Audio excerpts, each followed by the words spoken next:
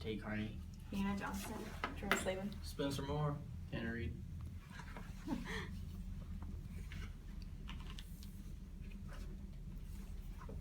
Autonomous vehicles. If I had asked people what they wanted, they would have said faster horses. Henry Ford. Ford was not just an innovator when he first introduced the Ford Model T, he was revolutionary. Few believed that cars would overtake horse-drawn carriages. Well, we know what happened.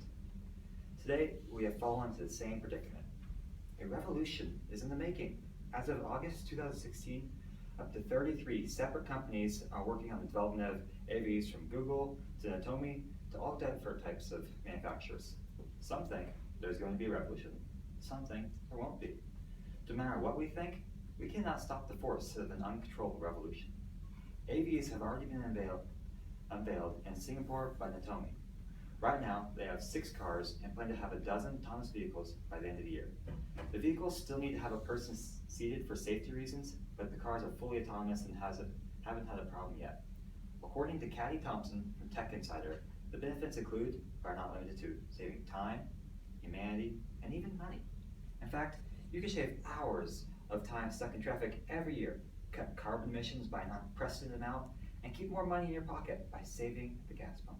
The combination of all those benefits makes it hard to believe we could stop the driving force of a driverless vehicle. So how are we going to save time while on the road? Speed limits. Speed limits are in place because the human brain can only act and think so quickly. AVs will not encounter this problem. A computer can only think way faster than a human can, and the future only grows more room to grow.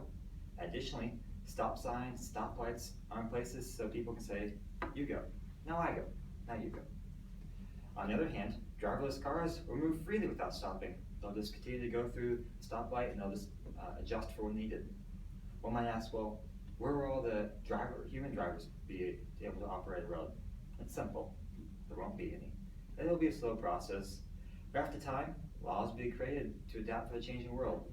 First, laws will affect major interstates and highways, then move to smaller interstates and highways, till all roads will be occupied by autonomous vehicles according to CGP grid.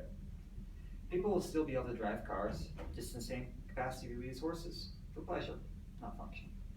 While enjoying the time in our AV, just how are we going to save humanity? 300 million tons. That's 13 more million tons than the weight of all humans on Earth.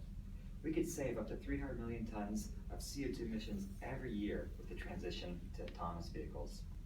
Additionally, autonomous vehicles could save 300,000 lives per decade in the United States due to car crashes, according to The Atlantic.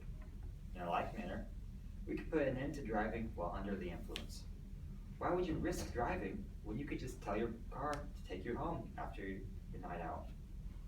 Humanity would be heading in the right direction with the combination of these two facts. Not only will we keep climate change at bay with CO2 emissions dropping, but we also have more manpower, more efficient time, more people, less deaths.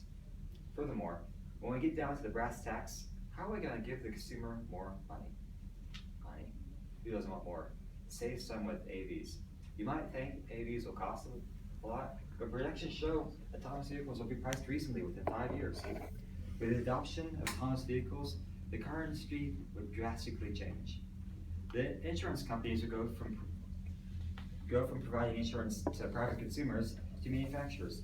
Why provide insurance to a consumer when they're not even driving their vehicle? You just have to provide it to the manufacturer who's at fault if anything happens. Additionally, a family could cut down the number of vehicles they need. Why have so many vehicles? Once you get to work, just tell your car to go home and help out other people in your family. Save on fuel mileage with driverless cars. Limited braking, efficient driving patterns will lead to fuel savings. Finally, think of the time you could be doing other things if you're driving. Maybe you want to spend an extra couple of hours at work to make overtime, or spend some time with family. From the adapting insurance industry to the saving at the gas station, how would any reasonable person not fall victim to the impeding AV revolution? Time, lives, money, who wouldn't make the change? Consequently, it'd be hard to see the world pass up on this opportunity. Finally go on that road trip with your family. Take the time or get there in a blaze. Go up to 200 miles an hour or plus in your car that just adjusts, the driverless car. Why the drive will be fun when you're not driving. Equally, we could save the earth and humans alike. save the ozone layer while saving families from a devastating car crash. Have you ever met someone who's not been affected by a car crash? What would you give that person to have their loved one back or to have their life altered? Likewise, anything we could do to have more money while not at the expense of others sounds like a great idea. Driverless cars pave the way to more time, savings, humanity, and money. We've been through this transition before of horse-drawn carriages to cars. Now it's time to do it once again, but this time from cars to autonomous vehicles.